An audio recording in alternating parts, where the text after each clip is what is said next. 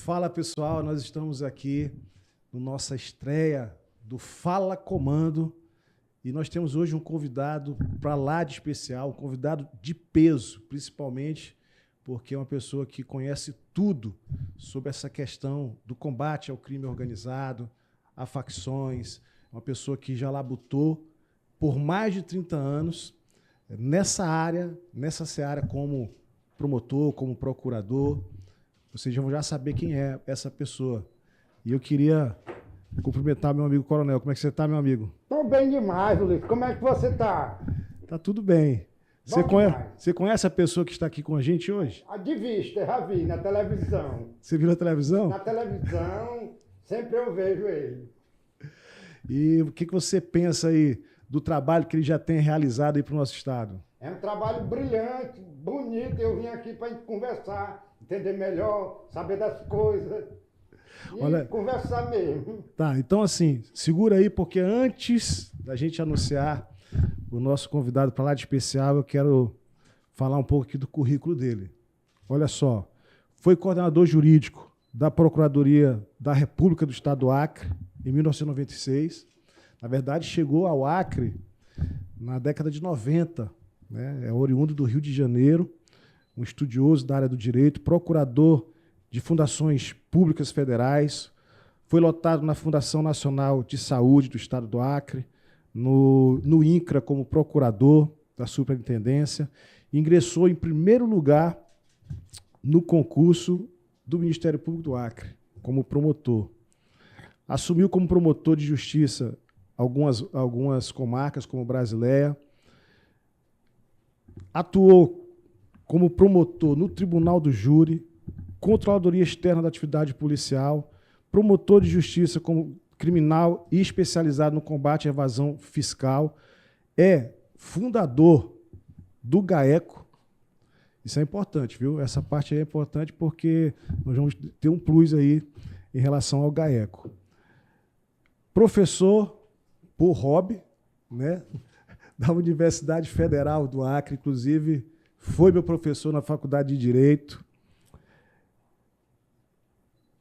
Atualmente é o Procurador-Geral de Justiça e tem vários cursos no currículo.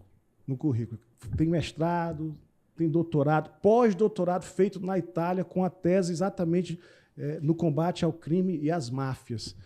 E é uma honra poder receber aqui o nosso doutor Danilo Lovisaro do Nascimento. Doutor Danilo. Obrigado aí pela oportunidade, Ulisses. Eu tenho aqui um momento assim, muito especial, né? Esse momento em que estou diante de um deputado federal, mas uma pessoa que eu conheci há tantos anos aqui no nosso estado do Acre, e especialmente como aluno, né, no curso de Direito da Universidade Federal do Acre, como você comentou, né? Eu diria até que não é um hobby, né, minha atividade na Universidade Federal do Acre. É uma vocação, é uma profissão que eu admiro muito, né?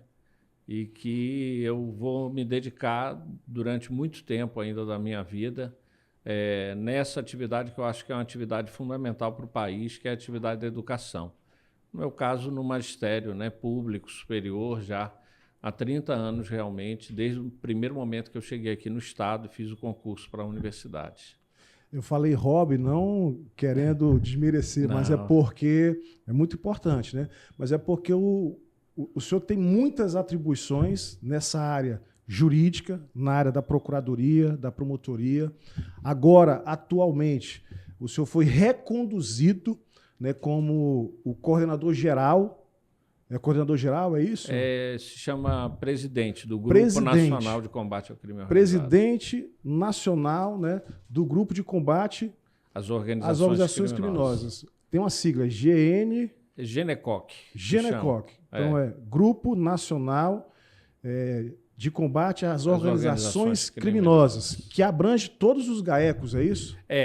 Esse grupo é importante que as pessoas conheçam como funciona, né?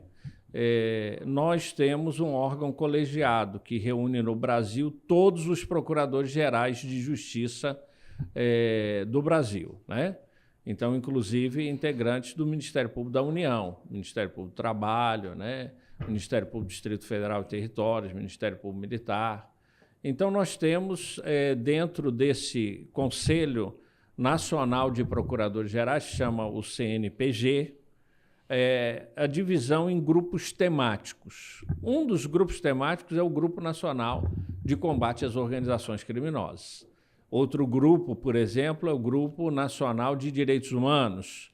Outro grupo é o Grupo Nacional de Comunicação, né? Então, há uma série de grupos especializados por tema e que, dentro do Conselho Nacional de Procuradores Gerais, é feito uma escolha por todos os procuradores gerais, sob a batuta do presidente desse Conselho Nacional, do CNPG, para que um procurador-geral de justiça cuide com maior atenção para uma determinada área temática, direitos humanos, crime organizado, a questão das coordenações criminais. Eu já fui também presidente do Grupo Nacional de Coordenadores Criminais, um grupo muito importante dentro do Ministério Público, que visa estabelecer a orientação do Ministério Público na área criminal.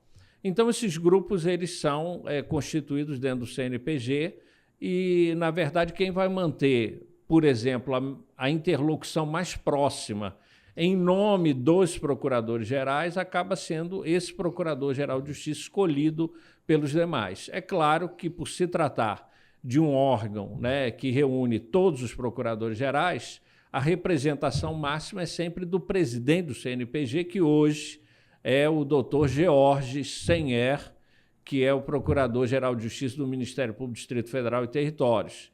Mas, nas áreas temáticas, quem acaba sendo o interlocutor principal é aquele Procurador-Geral de Justiça escolhido. No meu caso, eu fui escolhido para tratar justamente da área do crime organizado. E olha só que interessante, são vários procuradores, cada estado tem um procurador-geral, e o escolhido para combater o crime organizado foi exatamente o nosso procurador-geral do nosso estado do Acre, o que é uma honra para o nosso estado do Acre, com certeza, né, ter essa representatividade.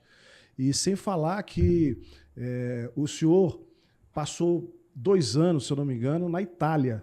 Sim, o doutorado. Fiz o doutorado na Università degli Studi di Roma, Tor Vergata, que se chama, né? Repita de novo, né? Vamos simplificar. A Universidade dos Estudos de Roma, Tor Vergata, né? Roma. Ô, Luiz, eu falo um negócio pra tu. Rapaz, quando começou a falar o currículo do homem, eu fiquei pensando. Rapaz, se a impressora não for boa, ela queima. É verdade, queima sim. Pensa no currículo grande desse homem. Rapaz. Não, mas a gente resumiu a 1%, viu? Imagina se tivesse os 100%. Mas vamos lá.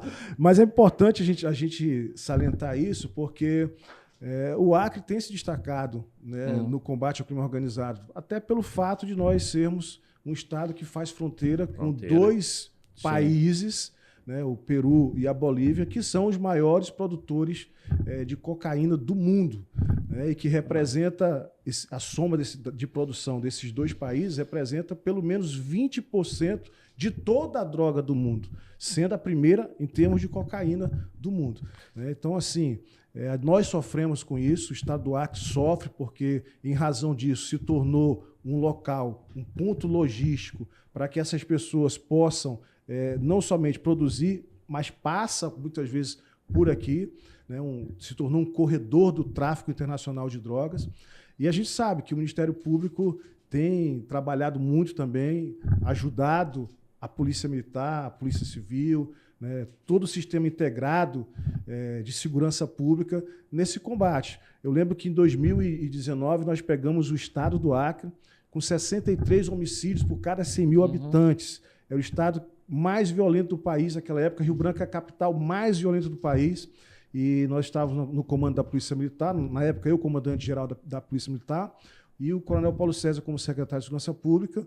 E nessa parceria com o Ministério Público, que sem o Ministério Público nós não conseguiríamos fazer ou executar com excelência, nós conseguimos diminuir e entregamos no final de 2022 com 19 homicídios por cada 100 mil habitantes. Ou seja, nós tivemos o maior índice de queda de homicídios de todo o país, né? Inclusive fomos homenageados na época no Ministério da Justiça, na Secretaria Nacional de Segurança Pública, por ter sido o estado que mais diminuiu a criminalidade e a violência.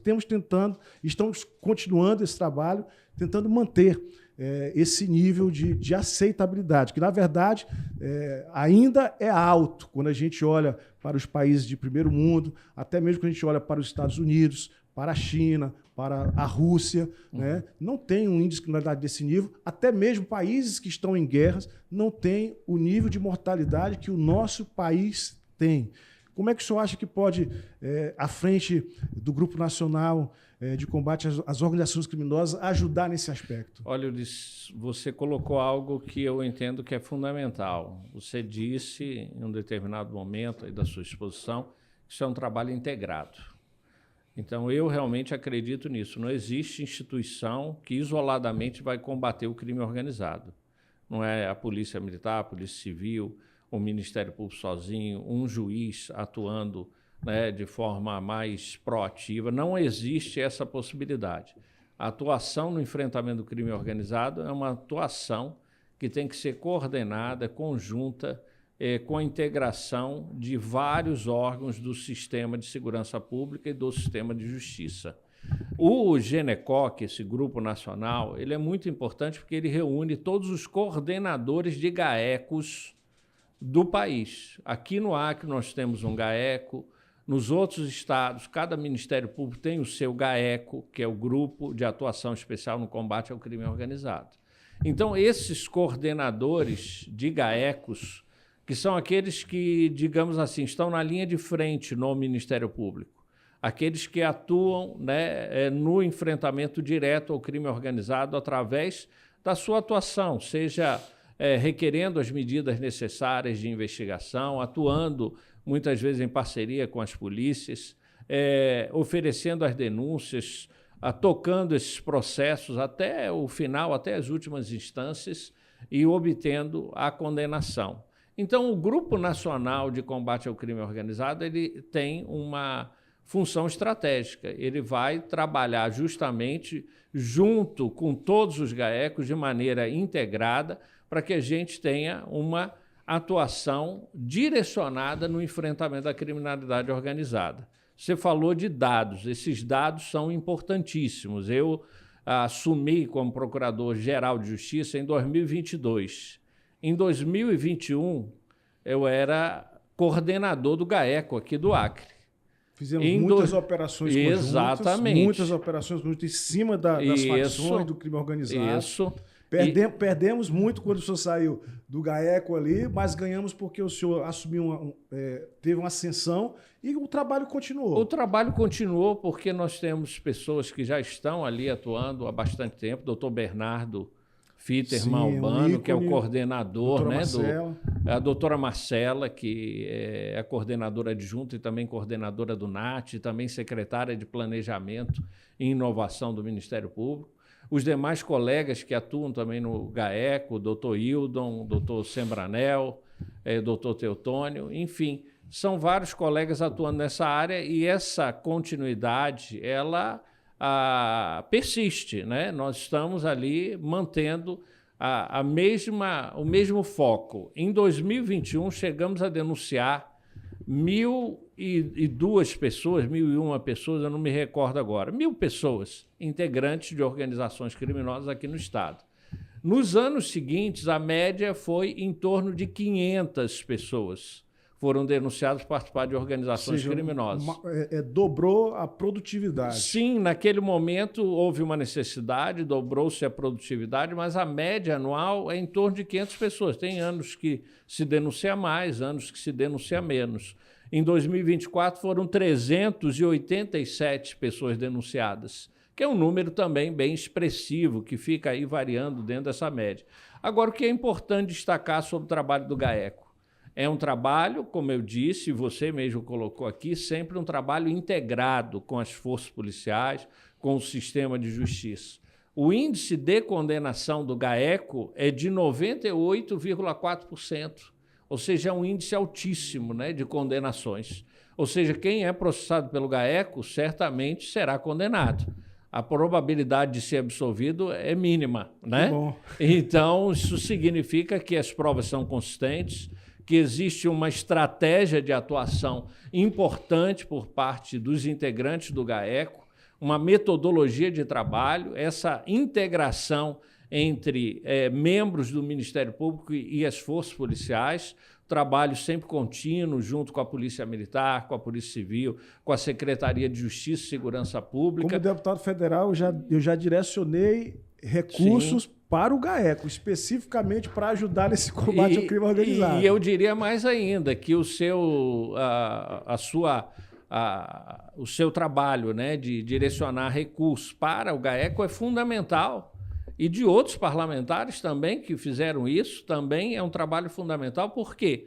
Porque essa área é uma área altamente especializada. Sem a sua ajuda, dificilmente o Ministério Público Estadual, com os seus recursos próprios, conseguiria realizar com aquele trabalho de excelência que deve ser realizado. Por que eu digo isso? Porque hoje, por exemplo, nós sabemos que a maioria das pessoas que praticam crimes, sobretudo envolvendo organizações criminosas, utilizam um aparelho, por exemplo, de celular. Esses aparelhos de celular são apreendidos por ordem judicial e tem que se extrair da memória, também com autorização judicial, as informações que estão dentro do celular. O celular é um mini computador, nós sabemos disso, né? Então, significa que há uma gama muito grande de dados dentro de um aparelho celular. Então, a maioria das investigações hoje envolvendo organizações criminosas passa, sobretudo, por essa prova chamada de uma prova digital. E essa prova digital você tem que ter equipamento, tem que ter software atualizado, licenças atualizadas. E é por isso que é importante o investimento que você fez no Ministério Público do Estado do Acre. E fez também para darmos o início ao Laboratório de Combate a Crimes Cibernéticos. Não podemos deixar esquecido isso aqui. Sim, exatamente. Nós tivemos uma conversa lá no gabinete em Brasília, inclusive também com os promotores que pertencem ao GAECO, e ocorre muitas vezes crimes na internet. Sim. Né? Esses golpes que acontecem direto, nos WhatsApp da vida, e nós não tínhamos... Vamos colocar aqui a aparelhagem, o equipamento, a tecnologia necessária para poder atuar. Né? E me passaram um pedido que, se nós colocássemos um recurso nesse aspecto, teria condições de se montar o laboratório. E nós já colocamos o recurso. Como é que está o andamento disso? Estamos em pleno andamento, já fizemos uma parte dessa licitação para aquisição inicial, né, dos equipamentos, dos softwares necessários para instalar esse laboratório. Estamos com a perspectiva de que até o final do ano isso esteja tudo bem organizado, porque é necessário também adquirir outros equipamentos. Vejam que os equipamentos para atuar nessa área, né, não só as licenças dos softwares para fazer as investigações são necessárias, mas também equipamentos com alta capacidade, né? Não é qualquer equipamento que permite fazer esse tipo de investigação. Então, é necessário um grande aporte de investimento. Eu fiz uma mudança agora interna, normativa, para o nosso núcleo de apoio técnico, que se chama NAT, que é coordenado pela doutora Marcela, ter agora um outro setor específico relacionado a esse laboratório de combate a crimes cibernéticos. Então, fiz a mudança normativa, estamos já com uma parte desses equipamentos adquiridos. Até o final do ano, iremos nos mudar para a sede nova, né, que provavelmente aí no início do segundo semestre, onde ali teremos um local bem apropriado para dar início a esse trabalho mais intenso na investigação de crimes cibernéticos. E agradecendo desde já a colaboração de sempre com o Ministério Público. Eu que agradeço, Coronel, tá vendo aí? Então, quem estava pensando em começar aí a aprontar pela internet, pode desistir, né? Pode desistir. O pessoal que fica dando golpe aí nos WhatsApp da vida. Dando tombo nas pessoas pela internet, cancela. Cancela, porque o laboratório está sendo montado e vai conseguir identificar e imputar a criminalidade. Isso não quer dizer que hoje não são investigados, né, esses fatos. Esses fatos são investigados. Agora, a capacidade de investigação vai aumentar muito. Perfeito. Viu, coronel? Manda um aviso pra galera lá que Então aí, ó, o cerco vai apertar. pode mudar os planos que o negócio tá sério. Olha só, tem uma situação que eu queria perguntar do senhor que me causa muita preocupação. Porque a polícia, o Ministério Público, a Justiça, todo o sistema integrado, não só de segurança pública, mas de justiça criminal, estão trabalhando muito, fazem sua parte, mas nós temos uma legislação que é muito benevolente para o crime. Eu entendo dessa maneira, não sei se o senhor entende também dessa maneira, até porque, pelo fato do senhor ter feito o seu pós-doutorado lá na Itália, e sei que a sua tese foi do combate às organizações criminosas, às máfias, que lá existe muito essa questão da máfia, né? A gente sabe que lá a lei é bem pesada, né? Então, assim, até por essa sua formação, eu queria saber a sua opinião a respeito dessa situação, porque nós temos muita dificuldade de alterar a legislação, de realmente colocar um peso maior, porque nós temos atualmente um governo que colocou pessoas para dirigir a pasta do Ministério da Justiça e da Segurança Pública, que estão lá muito mais de maneira ideológica, deixando a desejar na questão do critério técnico profissional. Olha, primeiro... Doutor, eu me interromper um pouquinho. Qual o nome da faculdade mesmo? Eu gostei tão bonito. Tor Vergata. Tor Vergata. E só a título de precisão, não foi pós-doutorado, foi doutorado mesmo que eu fiz, né? Mas eu, durante todo o período que estive na Itália, obviamente fiz vários cursos, né, relacionados a essas questões ligadas aí à investigação criminal, a questão também de legislação, né, antimáfia, né? Então, é algo que eu realmente me dediquei a aprofundar meus estudos, né? Então, eu diria o seguinte, não cabe muito a mim a discussão política. Eu acho que a discussão política ela é importante para os deputados, parlamentares. Acho que o local apropriado está na mão de vocês. Vocês têm lugar de fala para isso, né? Eu, enquanto um chefe, né, de instituição, do Ministério Público, ou até como um acadêmico da universidade, eu faço uma discussão técnica, né? O que eu notei, sobretudo na Itália, é que a Itália ela trata realmente de forma rigorosa aqueles crimes que são mais graves. O crime de associação de tipo mafioso, né, associação para delinquir de tipo mafioso, que está previsto no artigo 416 bis do Código Penal italiano, é tratado com extremo rigor pela legislação italiana.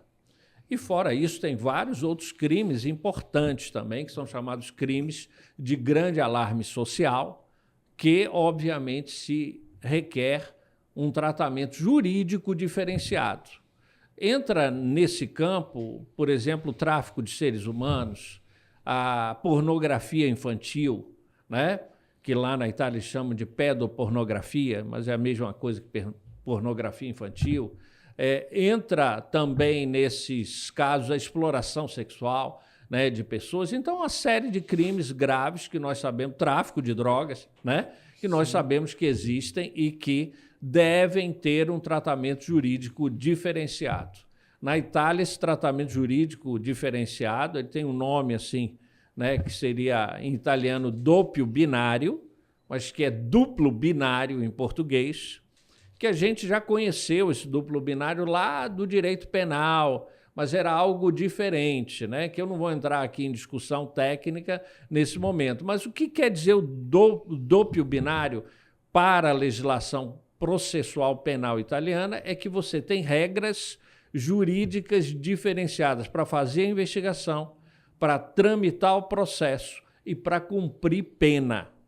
Então, significa que você tem toda uma gama de um tratamento jurídico mais rigoroso para esses crimes mais graves. E, sem prejuízo disso, ainda existe algo que se chama de legislação preventiva antimáfia, ou sistema preventivo antimáfia, que está previsto no Código Antimáfia. O nome, embora código, é um texto único que reúne várias regras relacionadas a um sistema preventivo antimáfia que é paralelo ao sistema criminal. Veja, não é o sistema criminal. Você pode acionar a justiça, nesse sistema preventivo antimáfia, independentemente de existir ou não o processo criminal. Isso também faz parte desse conjunto, desse pacote Isso daria certo no que nosso se chama país? duplo binário. Eu tenho lutado, né, no sentido de usar o meu espaço de fala, né, o meu lugar de fala como presidente do Genecoc, né, em âmbito nacional, no Conselho, né, de Procurador Nacional de Procuradores Gerais, tenho utilizado meu espaço acadêmico, produzir artigos científicos sobre isso, no sentido de que a gente deveria ter também uma legislação preventiva antimáfia. Eu tive Então, a oportunidade, é importante isso. eu tive a oportunidade, inclusive, em 2023, de estar na Itália. Também realizamos um curso de uma semana dentro do Carabinieri, e era sobre o combate à máfia, né, e a organizações criminosas. E foi passado um pouco desse conhecimento, logicamente de maneira muito resumida. Uhum. Logo quando eu cheguei, apresentei um projeto na Câmara que pudesse, para que nós pudéssemos discutir dentro de um grupo isso que o senhor acabou de falar, até para que nós possamos tratar com seriedade o combate ao crime organizado no nosso país, que hoje tem deixado muito a desejar. As nossas leis hoje, elas são benevolentes, ela não desestimula o meliante a deixar de cometer o crime. E o pior de tudo, o senhor falou entrou na questão do cumprimento de pena.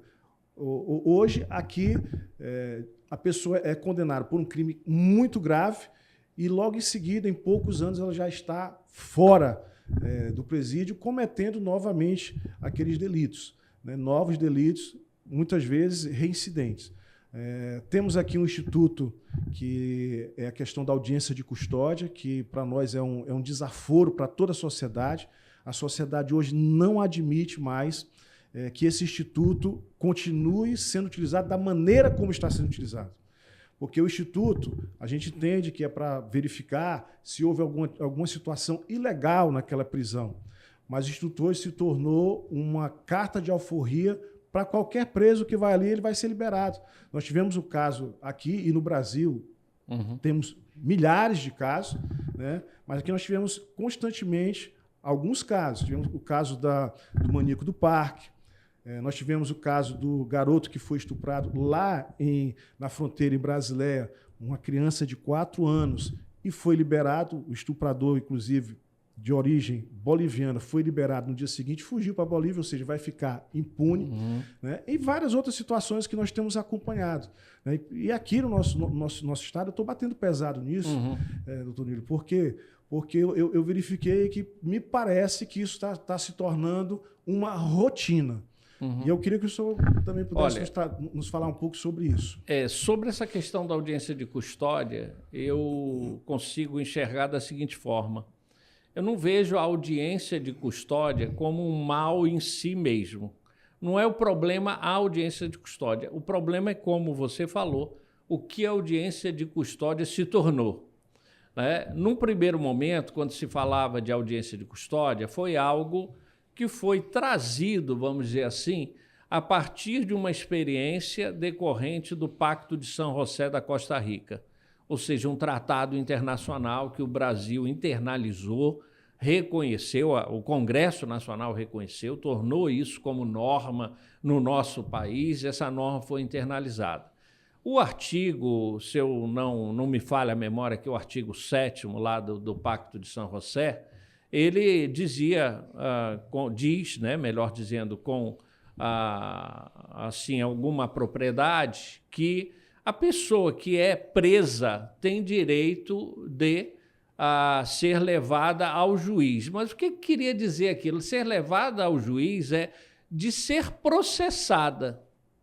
Ela tem direito de ser processada, de ter um processo célere, de não ficar indefinidamente numa situação em que ela foi presa sem ter uma acusação formalizada contra ela. Esse é o primeiro ponto lá do Pacto de São José. O segundo ponto é que diz que a pessoa ela poderia requerer estar na presença de um juiz. Ou seja, não era regra você ter uma audiência de custódia, né, como foi criado aqui.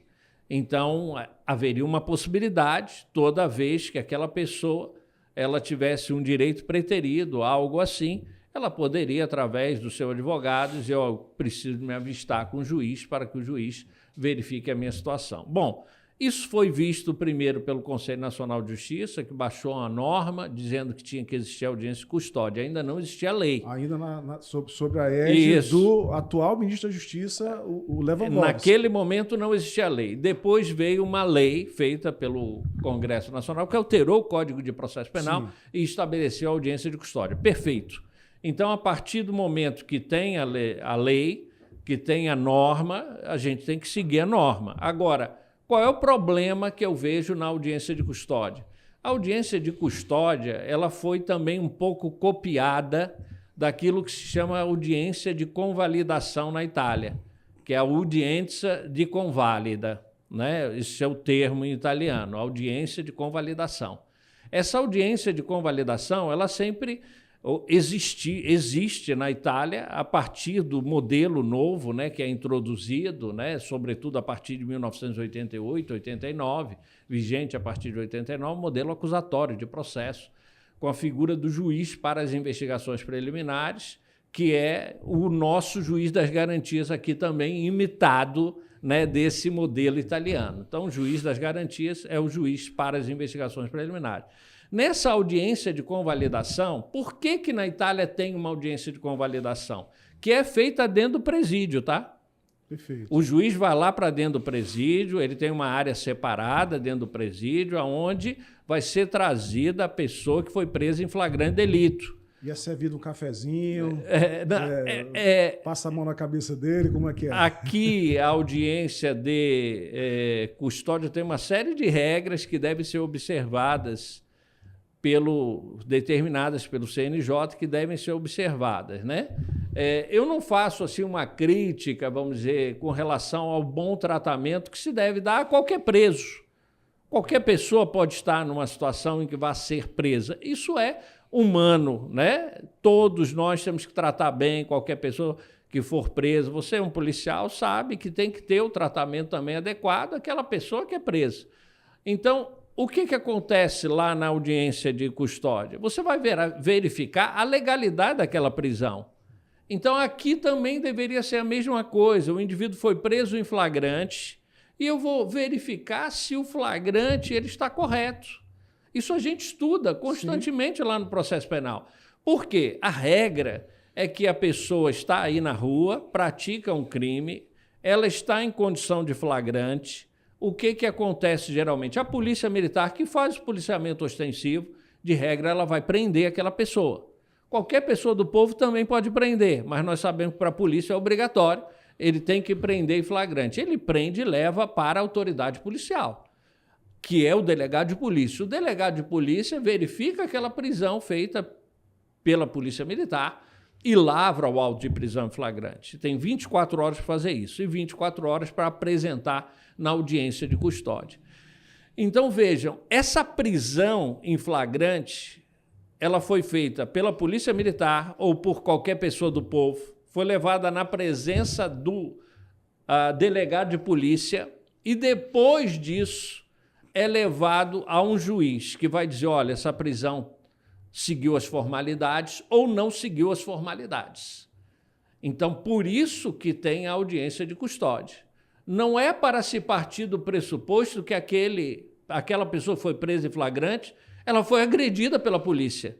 A regra é que ela não foi agredida pela polícia, que a polícia pegou essa pessoa numa situação de flagrante e impediu que algo mais grave, inclusive, viesse a acontecer, porque ela agiu, a polícia, e prendeu a pessoa em flagrante.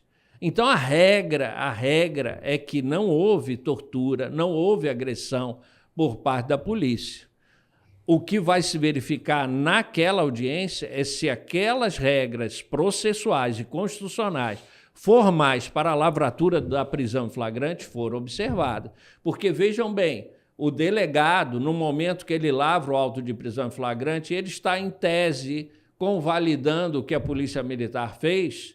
O que ele está fazendo? Ele está dizendo: ok, é uma situação de flagrante, eu estou te dando os direitos constitucionais, você tem o direito de permanecer calado na hora que eu for lhe interrogar, direito ao silêncio, você tem direito a um advogado, tem direito à assistência da família, etc. Tudo que está na Constituição. Mas será que o delegado realmente fez tudo isso? Em princípio, fez também.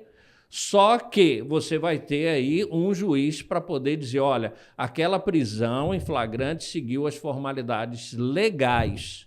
Então, é para isso que serve a audiência de prisão em flagrante. E essa prisão em flagrante, ela não se sustenta sozinha. Ela tem um caráter pré-cautelar. A doutrina italiana fala isso também, né? Sim. Que tem esse caráter pré-cautelar. Para o indivíduo continuar preso, ele vai ter que ter esse flagrante convertido em prisão preventiva a requerimento do Ministério Público na audiência.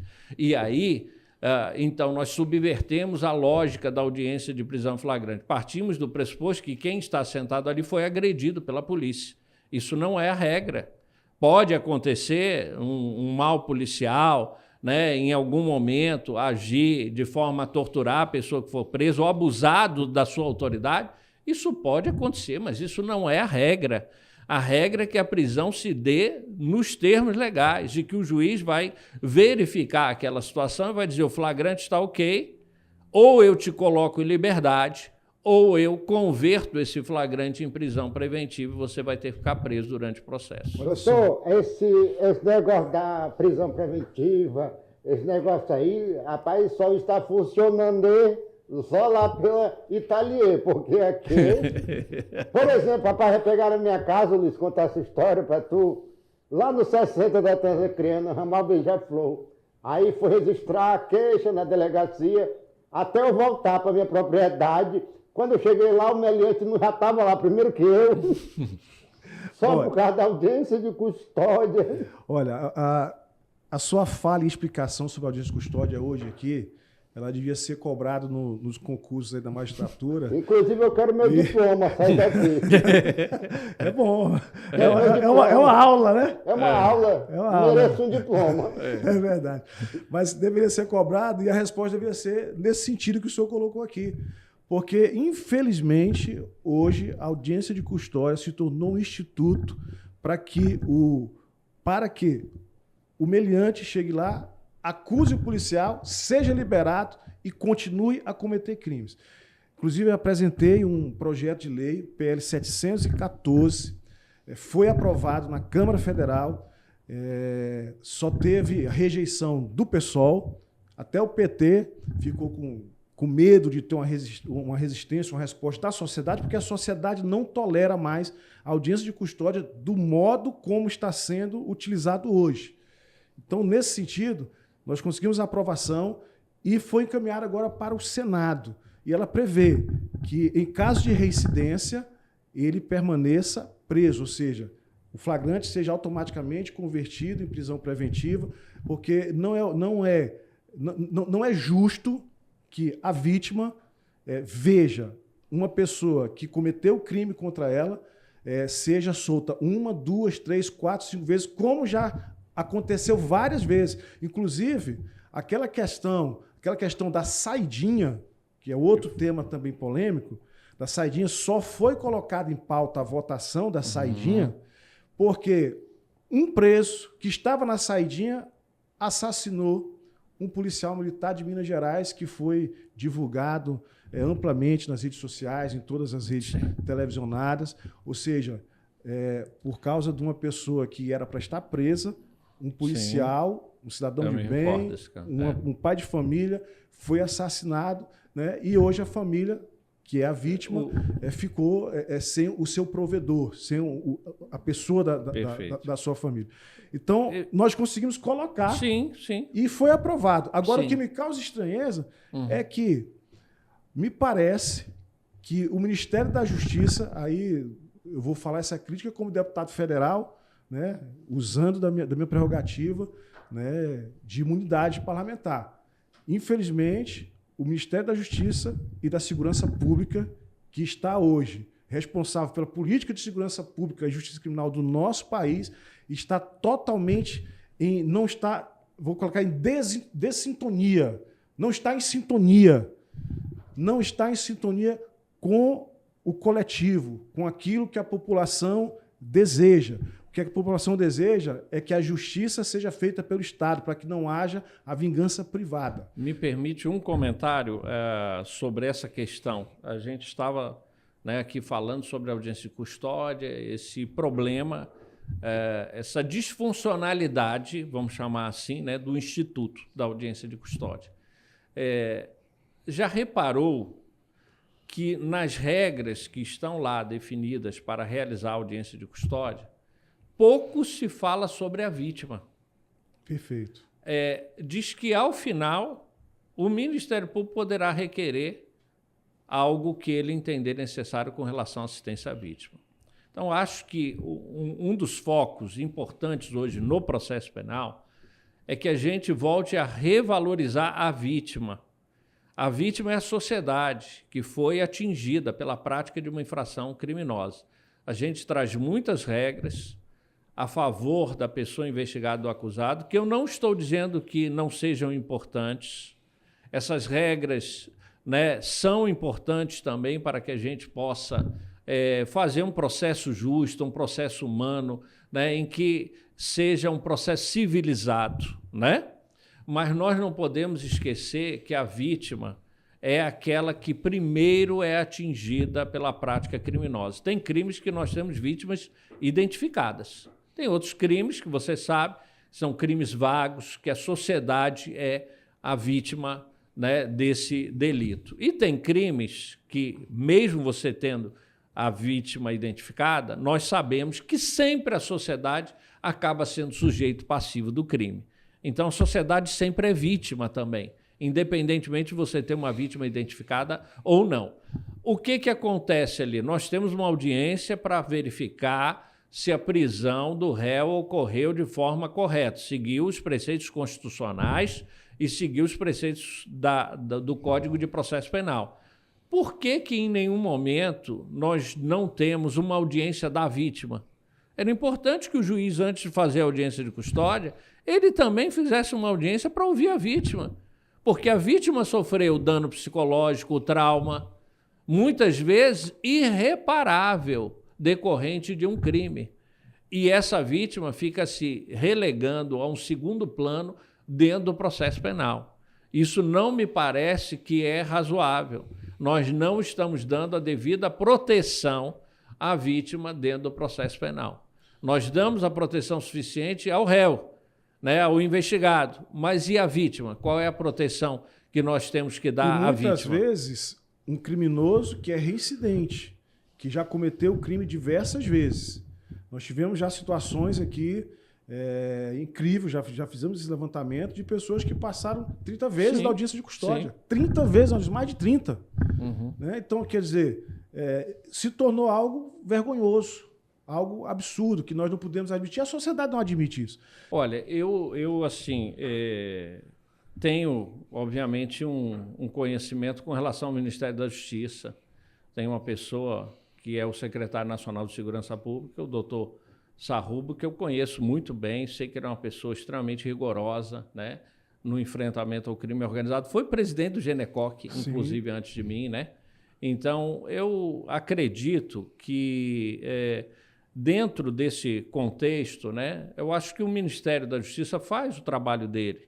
Só que, evidentemente, tem outros aspectos que merecem ser abordados. Eu acho que isso dentro de um processo democrático, de debate válido, que é feito pelos parlamentares, que é feito pela sociedade, que é feito pela academia, é perfeitamente possível você debater e criticar a atuação de qualquer setor, né?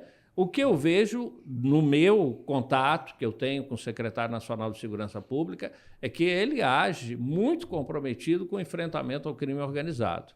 Inclusive tem um grupo técnico, né, instalado no Ministério da Justiça, tratando sobre questões relacionadas à legislação do crime organizado, do qual eu tive a oportunidade de ser convidado e fazer parte. Estou lá também dando a minha contribuição.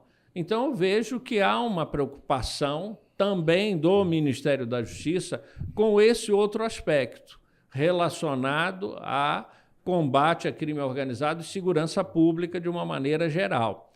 O que acontece, por exemplo, com essa questão aí do pena justa? O que eu verifico ali na questão do pena justa é porque nós tivemos um julgamento feito pelo Supremo Tribunal Federal. Nesse julgamento, né, que foi concluído, houve uma determinação para que a União e os estados fizessem um plano com relação a uma política voltada para o cumprimento de pena, ou seja, voltada para o sistema penitenciário, e havia essa determinação do Supremo Tribunal Federal no sentido de fazer essa entrega desse plano. Inclusive, a partir do momento que a União, o Ministério da Justiça, entregou o plano, os estados agora também têm prazo para fazer o plano deles. O pena justa, ele traz questões que eu reputo fundamentais com relação à execução da pena. É claro que você pode falar de um viés de desencarceramento, mas aí entra aquele contraponto que nós estávamos fazendo aqui no início da fala. Qual é o contraponto? É o contraponto de que há determinados tipos de crimes, que são esses crimes mais graves, que devem ter um tratamento jurídico diferenciado. Acho que esse é o ponto principal. Agora, de uma forma geral, o que o pena justa ele vai tratar? Ele estabelece mais de 300 metas que devem ser observadas, metas relacionadas ao próprio sistema penitenciário, à rigidez desse sistema, no sentido de que o sistema ele não pode ser também um sistema desumano. Não me interessa, enquanto Ministério Público, não interessa a você, enquanto deputado, que o sistema penitenciário seja um sistema que cause descumprimento, inclusive de regras internacionais que o Brasil ele tem que respeitar. Então, o cumprimento de pena é para o indivíduo cumprir pena, mas não é para ser torturado, não é para ser morto, não é para sofrer violações de direitos humanos, ser estuprado dentro do sistema penitenciário. Eu não poderia jamais aqui, né, enquanto procurador de justiça, estar defendendo o sistema penitenciário que cause, né, mal a quem está preso. Aquele indivíduo está sob o poder do Estado e a integridade física dele, e física e psicológica, tem que ser respeitada a partir desse Estado que tem que preservar essas condições. Então, no pena justa, o que eu vi? Eu vi, obviamente, uma preocupação com o cumprimento dessas metas, uma preocupação com relação às questões da própria penitenciária, das penitenciárias, dos presídios, que devem ter uma condição mais adequada com relação ao cumprimento de penas.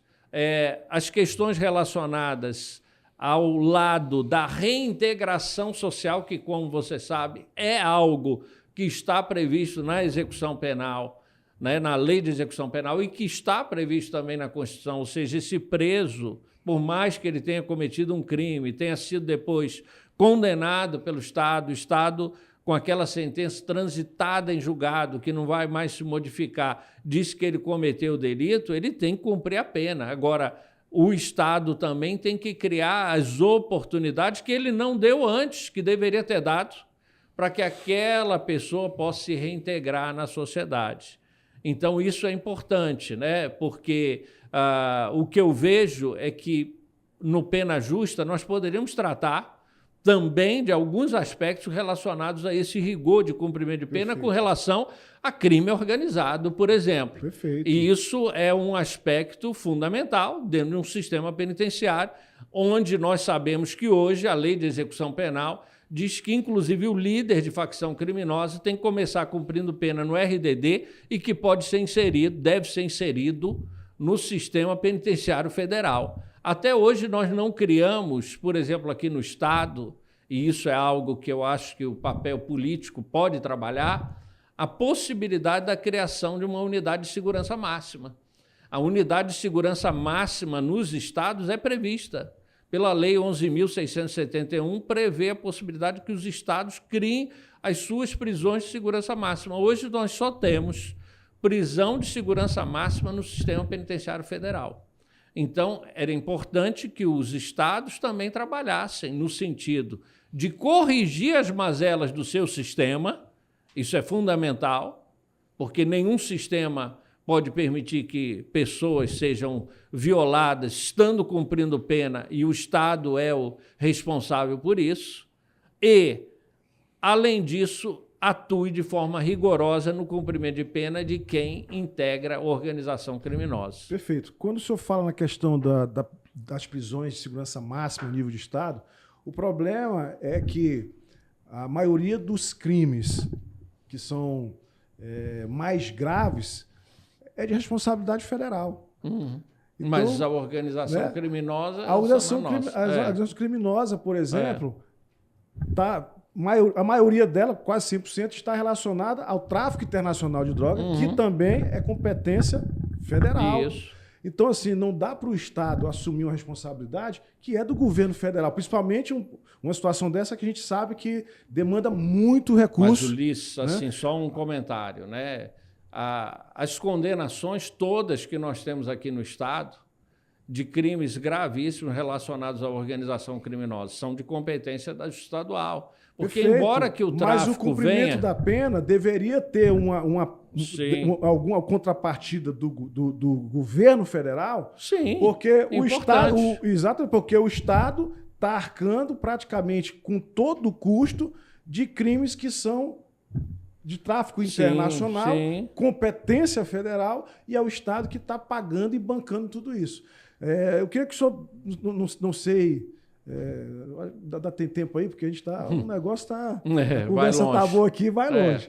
Mas assim, nós temos um exemplo, eu gosto de citar um exemplo, abrangendo tudo isso que o senhor acabou de falar, de El Salvador. Nós temos um presidente lá, o Nayib Bukele, que ele resolveu, a bandeira dele, combater o crime organizado.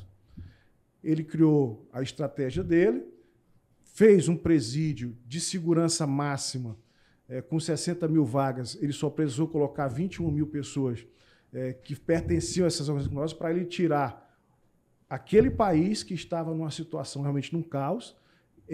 Apesar de ser um país pequeno, dimensão pequena e também a densidade demográfica populacional também pequena em relação a muitos países, mas era, naquele momento, o país que tinha o maior número de homicídios por cada 100 mil habitantes em termos proporcionais. Ele passou, depois que ele começou a implantar o sistema dele, que é a reintegração através do trabalho. Então, as pessoas que estão lá, elas estão trabalhando, elas estão aprendendo a profissão, estão servindo ao Estado, estão pagando, inclusive, a sua pena é paga também, não somente com o peso do contribuinte. Eu tive a oportunidade, não cheguei a ir lá, mas nós tivemos uma discussão muito grande na Comissão de Segurança e Combate ao Organizado da Câmara, porque houve uma viagem de estudo a El Salvador para ver esse fenômeno, e depois esse relatório foi apresentado para a gente. Então, dentro do relatório, nós verificamos que se nós tivéssemos as condições, a vontade política, de, pelo menos, caminhar naquele sentido, nós teríamos uma diminuição muito grande da criminalidade do nosso país também. O nosso país hoje chega a ter mais de 40 mil homicídios por ano. Nem na guerra do Afeganistão, na guerra do Golfo, na guerra hoje da Rússia e da Ucrânia, morrem tantas pessoas. Olha, eu acredito que combate a qualquer forma de crime não se resolve apenas com essa questão de prisão. A gente tocou num ponto importante, que obviamente é a prisão de pessoas que praticam crimes graves, mas é evidente que, e aí eu acho que é uma falha do Estado brasileiro, que ainda tem muito espaço para progredir nisso, avançar e evoluir, independentemente aqui de qualquer corrente política ou partidária. Eu entendo que nós temos que investir de uma forma muito significativa na educação das pessoas, concordo, gerar oportunidades para as pessoas. Concordo. Veja, quando você falou a questão do pena justa, o pena justa ele foca em cima também de pessoas que foram colocadas dentro do sistema penitenciário, que nós sabemos que estão ali em decorrência de marcadores sociais. São as pessoas que, por uma questão de raça, questão de falta de educação, exclusão social, estão ali como excluídos sociais. A maioria das pessoas que estão no presídio, talvez, se tivessem uma outra oportunidade, elas não precisariam estar nos presídios. Então, a gente tem que sempre dividir essa questão. Perfeito. O preso, de uma forma geral, que nós temos como investir naquelas pessoas, dar um tratamento de cumprimento de pena digno e investir para que ele possa ser reintegrado socialmente, dar as oportunidades que ele não teve anteriormente, porque era dever do Estado dar essas oportunidades, não torná-lo um excluído social. Isso é fato. Hoje nós não temos uma economia que possa contemplar todas as pessoas, não temos educação suficiente, né, para todos. Os índices estão aí para confirmar essa afirmação que eu faço. Então, nós precisamos de muito investimento nessa área ainda, que é uma área que antecede, é uma área preventiva, que evita o cometimento do crime, evita a entrada dentro do sistema penitenciário. Agora, se entrou, nós temos que tratar dentro daquela possibilidade que é dar as oportunidades. E muitos conseguem reverter essa condição através de um trabalho sério de reinserção social. Agora, eu não acho que nós vamos resolver todos os problemas com um sistema penitenciário extremamente rígido. Eu acho que o sistema penitenciário ele tem que ser rígido, desculpa aqui, ele tem que ser rígido por causa de crimes graves. Perfeito. E que essas pessoas merecem um tratamento jurídico rigoroso. Eu não conheço o sistema lá de El Salvador, né? El Salvador. Até porque ele chegou a esse sistema porque lá já estava fora do controle. Sim. Estava fora do controle. Eu também concordo e sei que nós precisamos ter educação, a geração de emprego, de renda. Né? Isso é prevenção.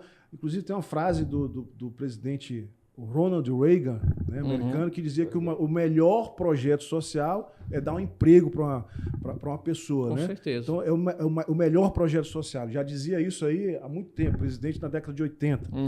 Mas, assim, o nosso país não tem hoje tratado isso com a seriedade devida, tanto questão da educação, mas tem recurso para isso. Nós temos hoje 17% de todo o orçamento que é dado para a educação. Então, é falta de gestão. Tem a questão da geração de emprego, né? Questão de profissionalizar, tudo isso. Mas quando eu falo que o Estado tem que ter a mão pesada, é exatamente para esse tipo de crime. Para os crimes hediondos, os crimes de tráfico de drogas. Sim. Então, nesse aspecto aí, o Estado tem que ter a mão pesadíssima, porque senão chega ao nível que nós chegamos hoje de ter 40 mil homicídios, já chegamos a ter 60 mil homicídios. Sim. Né, em um ano. E olha, é fato... Esse índice é algo que é fora de qualquer normalidade, mas para o brasileiro se tornou normal. E é fato que a realidade de um combate rigoroso ao crime, seja a polícia e o Ministério Público, o sistema de justiça agindo, e a pena sendo efetivamente cumprida, significa redução nesses índices. Muito da violência, dos crimes graves aí, de homicídio que acontece, estão relacionados ao crime organizado, às organizações criminosas. Então, se você consegue atuar de forma rigorosa contra as organizações criminosas, você diminui o índice. Perfeito. Esse ano de 2024, os índices de homicídio aqui no Estado foram reduzidos a índices que não tinham ocorrido ainda antes. Então, isso é um trabalho integrado de todas as forças de segurança do Ministério Público, do sistema de justiça. Então, é necessário que haja esse investimento. Eu penso sempre que, para combater qualquer tipo de crime, é fundamental que você faça essa distinção. O que é efetivamente grave e o que nós podemos tratar de outra forma em que você consiga criar a reinserção social. Exatamente, a reinserção. Porque tem as pessoas que foi colocada que são excluídas, realmente, nós temos tem esses marcadores sociais, mas nós temos aquelas pessoas que estão no crime porque já se tornou o negócio dele, como aquilo ali fosse o emprego, o trabalho dele, já leva para esse lado. Isso aí a gente tem que quebrar. E o Estado essa tem que ter rotina. uma capacidade aí, Perfeito. o poder público tem que ter uma capacidade de enfrentamento com relação a isso. Aí, só voltando naquele ponto lá do sistema penitenciário, que você trouxe o exemplo. Na Itália, o sistema penitenciário ele existe e segue, pelo menos em tese, os padrões da União Europeia, ou seja, para todos os países que compõem a União Europeia. Com uma outra questão ali que é discutida, né, de algum marcador específico, né, que a Itália, né, faz um esforço para tentar se adequar, mas a Itália é um país, né, desenvolvido, né, e que, evidentemente, trata essa questão penitenciária de uma forma muito adequada. Mas, mesmo assim, na Itália, você tem um regime disciplinar diferenciado, que é chamado de carcere duro. Que aqui seria o RD. Seria o nosso RDD, o RDD, ou que o é regime penitenciário de segurança usado de maneira máxima. muito tímida, né? Exatamente. Ou o regime das penitenciárias federais, que são os regimes penitenciários de segurança máxima, né? Então, nesses casos específicos, o tratamento da pena, o cumprimento da pena é extremamente rigoroso, né, na Itália. Eu acho que esse é o caminho mais apropriado. Nós não podemos colocar Perfeito. todo mundo dentro de uma solução única, né? Acho que a solução, como foi dito, por isso que eu não descarto todo o esforço que é feito pelo Ministério da Justiça. Eu sei que você tem um papel crítico, é o político, acho que esse é um papel válido, dentro de um processo democrático, tem que ser assim, né? Mas eu digo, eu não descarto o trabalho que é feito pelo Ministério da Justiça. Ele tem que fazer esse trabalho em todos os aspectos. Tu tá com a gente, né? Coronel? Estou entendendo, mas eu quero saber, Ulisses, onde é que eu vou pegar meu diploma depois dessa aula que eu estou pegando aqui? Aprendi a falar italianês, inglês, e agora estou aprendendo dos processos penais também.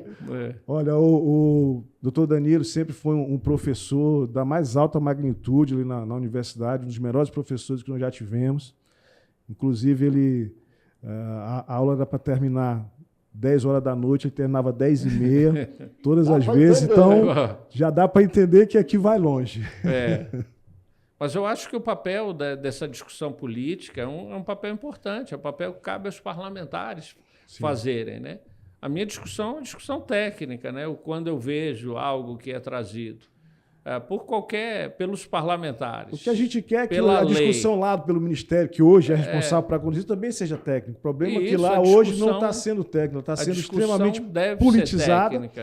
Está sendo totalmente politizada e o pior, com critérios de ideologias que são nefastas à sociedade, à população do nosso país. Mas vamos encerrar, comandante? Por mim. Porque Eu quero terminar aí também falar para você que eu acho brilhante o seu trabalho. Inclusive, eu tenho um primo que ele era procurador, procurador de emprego. Aí ele me encontrou, foi lá para Goiânia. não encontrou aqui, foi para Me Goiânia. encontrou, foi para Goiânia, o Zaqueu. Um forte abraço. Rapaz, eu conheço o Zaqueu. Eu conheço o Zaqueu. Zaqueu Rebouças. Isso, por lá ele encontrou. Mesmo. Que bom. Um grande abraço aí, Zaqueu. Mas, doutor Danilo, eu quero agradecer, né, a sua presença, a sua participação aqui.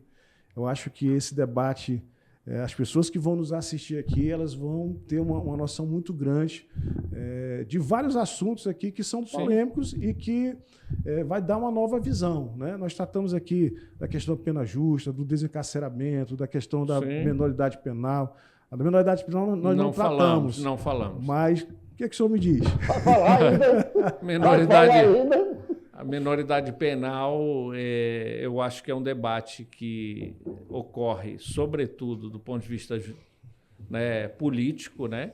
Acho que do ponto de vista jurídico, né, para o Ministério Público, nós vamos ter defensores dos dois lados aí, né?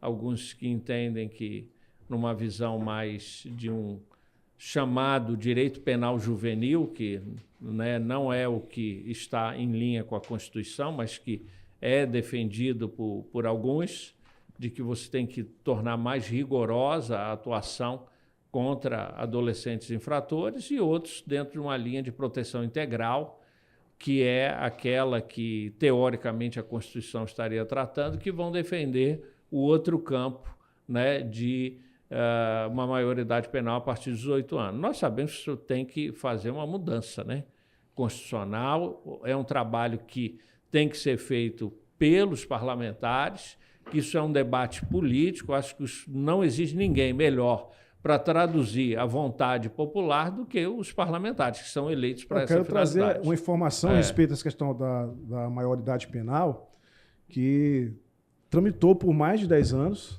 na Câmara Federal essa questão de diminuir para 16 anos. E foi aprovado na Câmara Federal. Foi conduzido para o Senado, infelizmente no Senado não saiu da Comissão de Segurança e foi arquivado. Ou seja, um trabalho de mais de 10 anos, que era para ter dado fruto, não foi levado à frente. Vamos ter que recomeçar do zero novamente. Mas eu queria que o senhor me dissesse assim, a respeito de tudo isso que nós acabamos de comentar e falar, desse apanhado, como podemos melhorar a segurança pública e a vida dos cidadãos que precisam ter paz? Eu acho que tudo o que a gente disse aqui passa, sobretudo, pelo empenho das pessoas que têm um poder de decisão, e aí você se insere, enquanto deputado federal, nesse contexto, e vários outros atores, né, que estão aí atuando em todas as áreas, né, no Poder Executivo, Legislativo, no Judiciário, no Ministério Público, né, em todos os órgãos, a sociedade civil organizada também, né? Então, todos nós que fazemos parte da sociedade temos um papel importante no que diz respeito à segurança pública. A Constituição ela é clara com relação a isso. Ela diz que a segurança pública é um dever de todo cidadão, né? Então, nós não podemos terceirizar esse problema para ninguém. Cada um tem um papel, uma missão. E dentro dessa missão a gente tem que atuar. O Ministério Público, eu, enquanto Procurador-Geral de Justiça, né, ou enquanto fui promotor, depois como Procurador de Justiça, lutei para cumprir com aquela missão que me foi dada o tempo inteiro para atingir aquela missão constitucional que cabe ao Ministério Público. Você, como deputado, representando o povo, vai atuar lá no Congresso, aí fazendo, né, valer a vontade daqueles que te elegeram, né? Como outros deputados que podem ter outras correntes aí de pensamento ou ideológico, vão tentar fazer valer também a vontade daqueles que votaram neles. Então, Muito acho bem. que esse é o papel fundamental que todos nós temos em sociedade, desde a pessoa mais humilde que está ali, né, realizando o seu trabalho com a devida honestidade e lealdade, e aqueles que têm a possibilidade, né, por alguma circunstância de, através do seu trabalho, do seu mistério, da sua missão, modificar a sociedade. Acho que isso é importantíssimo. Como eu falei aqui, eu acredito muito no aspecto preventivo, que aí compete a cada um de nós e compete, sobretudo, aos governos atuarem de forma muito incisiva na formação das pessoas e na construção de uma sociedade mais justa, né, com oportunidades para todos. Isso passa por vários aspectos, muitos foram citados aqui. Então, esse é o aspecto fundamental. Passando daí, nós já estamos no campo em que nós falhamos. E quando nós falhamos, a justiça terá que agir. Quando a justiça vai agir, aí ela tem que fazer as devidas distinções, separar o joio do trigo, para dar o tratamento sempre humano no cumprimento de pena, né? Sempre um tratamento digno, porque isso não pode ser deixado de lado. Nós somos um país civilizado e temos que respeitar isso, mas também temos que dar o tratamento rigoroso àqueles que cometem crimes graves e que colocam em risco a sociedade como um todo. Então, acho que esse, se eu poderia resumir mais ou menos o que nós Perfeito. fizemos aqui o debate, acho que esse é um Poder papel de importante. síntese muito bom. É um papel importante que cada um de nós tem e que você, enquanto parlamentar, certamente representa uma vontade, uma corrente, né, do povo também, com os seus desejos, as suas expectativas. E parabéns pelo trabalho que o senhor tem realizado frente ao Ministério Público do nosso Estado, como comandante em chefe daquela instituição. diante também do Grupo Nacional de Combate às Organizações Criminosas, a nível nacional. Não só lhe parabenizar, mas também parabenizar todos os demais integrantes, né, do Ministério Público, do Parquet, não é isso? E também os membros do Poder Judiciário, de todo o sistema de justiça criminal, o pessoal que compõe, principalmente o pessoal lá da ponta, que combate no dia a dia, a Polícia Militar, o pessoal que está na RP, o pessoal que está lá no GEFRON, combatendo os crimes transfronteiriços, o pessoal do BOP, Operações Especiais, que vão naquelas ocorrências mais pesadas, né? O pessoal da RP que está ali no dia a dia, no batente, a Polícia Civil que está na investigação, né? O escrivão, o delegado, né? A Polícia Penal, que eu entendo como um dos principais dentro desses fatores, porque se nós tivermos o controle dentro do presídio, nós temos também o controle fora. Então, assim, parabenizar todos os integrantes, Corpo de Bombeiro, que faz parte do sistema tantas e tantas vezes, nos ajuda aí também nas questões de desastre, de defesa civil. A Guarda Mirim também. A Guarda Mirim. Também. Quem mais? Todo mundo aí. Os vigilantes. Os vigilantes, eles têm um papel social muito importante, que as pessoas às vezes não entendem, mas ele é complementar a segurança pública. Onde tem um vigilante ali, a polícia pode estar atuando em outro local. Mas eu quero me alongar muito não, mas você lembra, falando em vigilante, eu lembro um tempo que mandaram o pessoal apitar nas casas, davam um apito para o pessoal, para ter uma segurança melhor dos bairros. Funcionou ou não? Rapaz, eu apitei muito até agora. Tá esperando até agora, não deu certo. Não deu. Deixa para lá. Mas vamos encerrar com o nosso quadro aqui, Na Mira ou Fora do Alvo. É como se fosse um pinga-fogo. A gente fala e o senhor diz, está na mira, a gente vai entender que a sua posição está trabalhando nisso, ou que é o seu posicionamento favorável, ou fora do alvo, que não está no seu, não está dentro daquilo que o senhor entende que, ou concorda. Né? Então, vamos lá. Criação de presídios de segurança máxima no Brasil. Na mira. O papel das redes sociais na segurança pública. Acho que na mira, né? Posso fazer aqui uma observação. Acho que as redes sociais estão dentro do processo democrático. Acho que as pessoas têm direito de se manifestar, né? Dentro, obviamente, dos limites, né? De que não há direito nenhum absoluto. Não pode ser usada a rede social para ficar também, né, agredindo gratuitamente as pessoas, né? Ou praticando-se crimes. Mas as redes sociais é um mecanismo importante. Até porque o crime de difamação, de injúria... Já existe a punição. De calúnia, tudo ainda está em vigor. Já existe a punição. Agora, é um meio, né, de comunicação dos mais modernos e mais utilizados hoje em dia. Redução da maioridade penal para crimes violentos. Eu diria que esse eu fico entre o na mira e não está no foco, porque o time falhou. É algo que eu acho que passa por um debate político, tem uma regra constitucional. Eu, como procurador de justiça, né, e membro do Ministério Público, sou fiscal da lei, tem que se cumprir a lei. Então, 18 anos é a regra estabelecida na Constituição Federal, né? Fora isso, só com uma mudança da Constituição. E aí é um debate que tem que ser feito no local apropriado, que é o parlamento. Fim das saidinhas temporárias nos condenados por crimes graves. Esse já foi, né? Porque já passou o projeto e já está revogado lá na Lei de Execução Penal. Está na mira. Está na mira.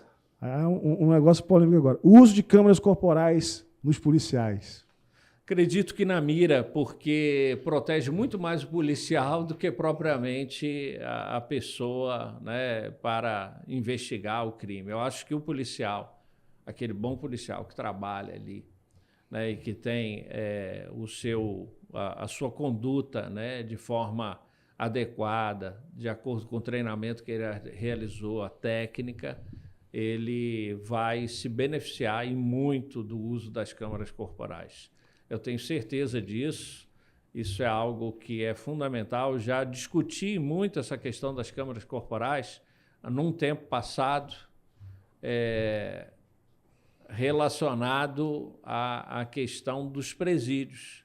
Era comum haver intervenção, né, dentro do presídio em momentos críticos, e naqueles momentos críticos você não tinha, às vezes, uma filmagem, quando você poderia verificar diversas situações que colocaram o próprio policial em risco e como aquela operação aconteceu dentro do presídio. Reforma do Código Penal.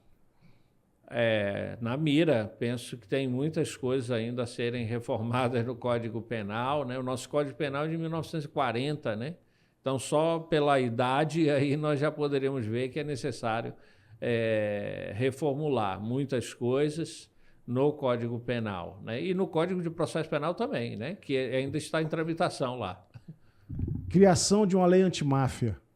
Na mira, eu tenho feito esse debate, tenho tentado trazer a experiência italiana, acho que é uma experiência muito rica, a experiência de um país civilizado, democrático, e que o Brasil tem muito a aprender. Comandante, muito obrigado pela sua presença. Que agradeço. E é uma honra poder ter o senhor que foi meu professor, né, e continua demonstrando aqui uma capacidade intelectual de alto nível, né, como professor, porque o senhor deu uma aula aqui, deu uma aula ou não deu, coronel? Completamente, uma aula completa aqui do direito processual, penal, tributário, social, econômico. Sai daqui, eu vou pegar meu diploma, eu pego onde mesmo? Olha, uma honra aí, viu, meu coronel? Deu o tchau aí para os nossos... Tchau, gente, até o próximo programa. Muito obrigado por vocês estarem aqui. Até agora, assistindo essa aula comigo. Muito bem. Foi um prazer aí, obrigado. Muito prazer e obrigado, que Deus abençoe, que Deus abençoe a todos os acreanos, o nosso estado, o nosso país, a nossa nação. Tamo junto.